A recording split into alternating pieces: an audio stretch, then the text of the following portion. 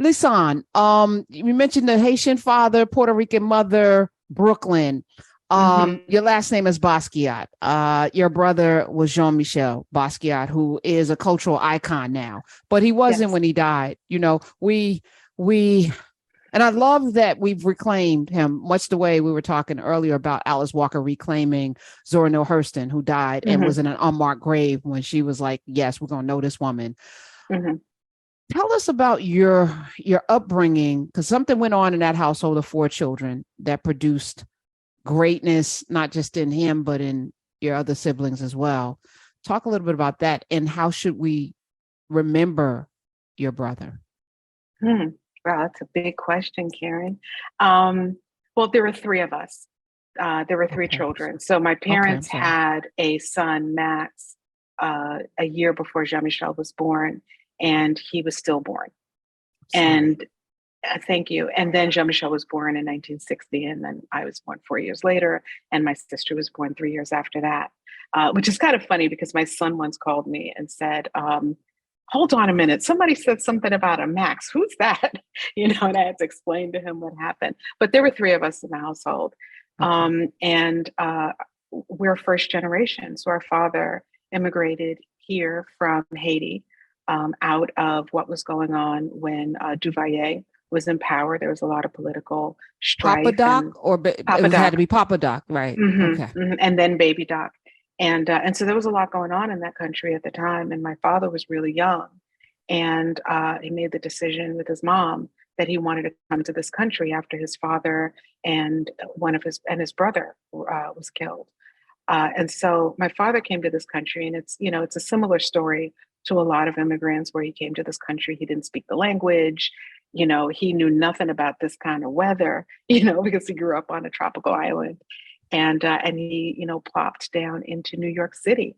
And the first job that he had was pushing a garment rack down the street of 34th Street, which is the garment center in New York City, or was. And then he and my mother met at a dance, and they shared the love of music, which is kind of a language in itself. And my mother, being Puerto Rican, she knew Spanish, and my father knew Spanish as well. And so we had that. That was the start of our lives as children. Was being the children of this immigrant father and mother who was Puerto Rican, but who was from Brooklyn also. And it was very different, but then also very similar to a lot of experiences for people in Brooklyn. The 60s, 70s, 80s. Hmm.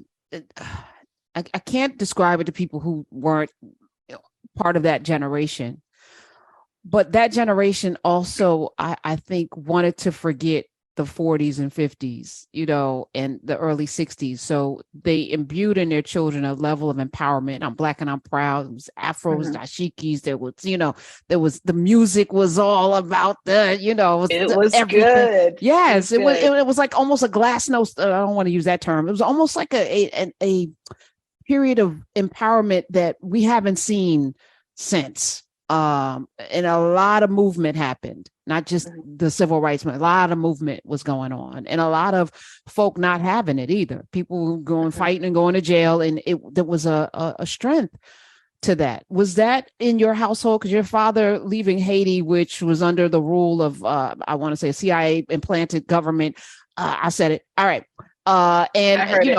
yeah. How much of Toussaint Louverture and Jean Dessalines, and how much of that was talked about in your home, Jean Jean? There was a lot of power discussed in our home, just, confidence. We knew who we were. We heard stories about our grandparents and their parents.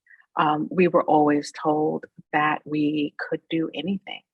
And quite frankly, my father was not from this country, so there were portions of the struggle that was happening in this country that was happening at the same time as my father uh, getting acclimated to the country. So for him, having children and raising them in a completely different environment that he wasn't accustomed to, it created kind of an interesting thing for me, for myself, my brother, my sister, and I, where we were absolutely watching and observing the Black Power movement. We were watching Good Times and all of that, and there was this whole dialogue about Black Power and how, how beautiful we are as a people. And we had this extra layer of not being from this, having being raised by someone who is not from this country. So it made it for a really interesting kind of upbringing. But it Mm. was really all about, confidence and, knowing where you come from and knowing who you are and going into the world with that. I'm gonna get back to how we should remember Jean-Michel. Is that what did you call him? Jean-Michel. Okay, all right. Y'all didn't have a nickname for him. No, Okay. no, we actually didn't. Because do you feel like he's appropriated like not culturally appropriated, but that his art and his memory has been reshaped by hip hop, Jay-Z, who wants to look like him? I think. Do you have connections with them? Like, did he ask permission to look like your brother? I don't know. I have questions. I hear you. I don't know. I think that people really respect and appreciate Jean-Michel. Jean-Michel was bold as heck, and he said what he had to say about the world and about what he thought about it.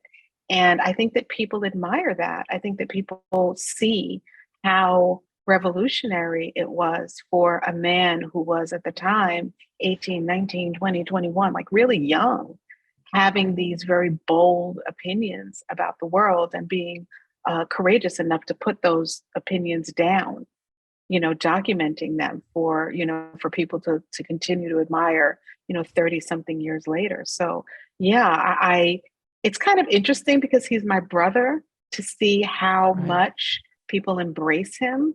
And at the same time, it's appropriate. Yes. Okay. In the household, give us a moment that was typical Jean-Michel, your big brother. Oh, okay. Um, Sunday. Sundays were like a real chill day at the house. My father would be listening to music.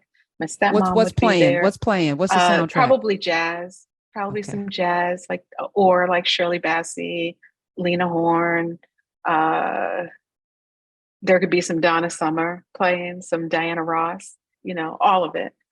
Chicago. And then he'd be making brunch. And we would, we What's would on have. the menu? Come on, don't hold out any Okay, I'm going to details. say it: eggs Benedict or French toast or something like that before eggs Benedict got to be, popular. Come on, fancy. I'm just Yes. saying, super fancy, super foodie, super foodie. And Jean-Michel, would just be there with us, right? My sister and I would be playing jacks. Jean-Michel would be, in his room doing something, Was he drawing, drawing or constantly? Yes. he was constantly doing so, constantly creating something. He was creating all the time, whether it was drawing or whether it was, absorbing books or whatever. His mind was always going. He was a creative person. Mm. Yeah, he was in creative energy for sure.